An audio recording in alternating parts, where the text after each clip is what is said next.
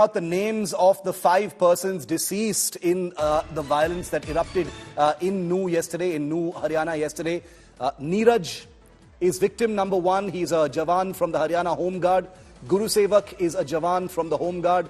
Shakti, a 35-year-old shop owner who had escaped his shop when the clashes started later at night. He had returned to close his shop. He was found dead inside the shop in the morning. That post-mortem is awaited. Abhishek, a resident of Panipat, member of the VHP, 24 years old, was brought dead to the Nalhar Medical College.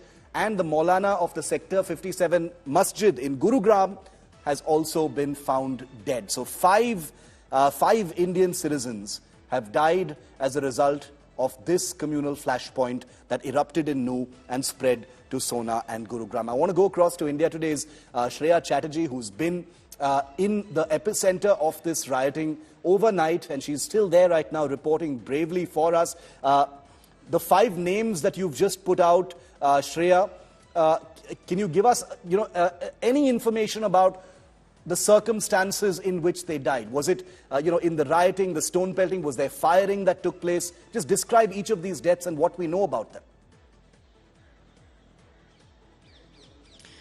Well, Shiv, the 2 home guards whose name we've put out, they were actually part of the Gurugram police team which was on their way to Nuh when extra resources were actually sought by the Nuh police department. They came under heavy stone pelting. Both of them succumbed to their injuries. When we talk about Shakti, his post-mortem is still awaited. He's a shop owner in Barkali, which is one of the regions in Nuh. He had actually gone back to close his shop. The locals suggest that he was beaten to death, but we are yet to receive the post-mortem details. When we talk about Abhishek, he was part of the rally. He was a VHP member.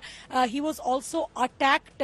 We do know that stone pelting is something that the entire rally had actually faced when they were passing the stretch of the bus stand and the Tiranga Chowk of Nuh. And when we talk about the Maulana, he was unfortunately inside the masjid that was actually attacked by miscreants where he was killed.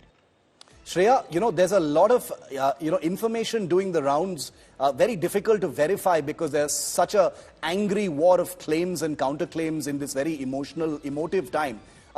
Suggesting that there was a social media build-up to yesterday's flashpoint. Provocations had been taking place on Facebook and Instagram, etc. Anything you can share with us about that? Because it seemed like, both sides, if I may call it that, they're all Indians, but both sides, had already been ratcheting up the, temperatures before what happened. Well, absolutely, Shiv. If I can name a few, we did see Monu Manesar, who is a killer. He is absconding in the Bharatpur case. He was putting out videos that he will be part of the VHP rally somewhere down the line, trying to instigate the matter. Yeah. Now, when we talk to the response, we've seen multiple YouTubers from the region of Mewat.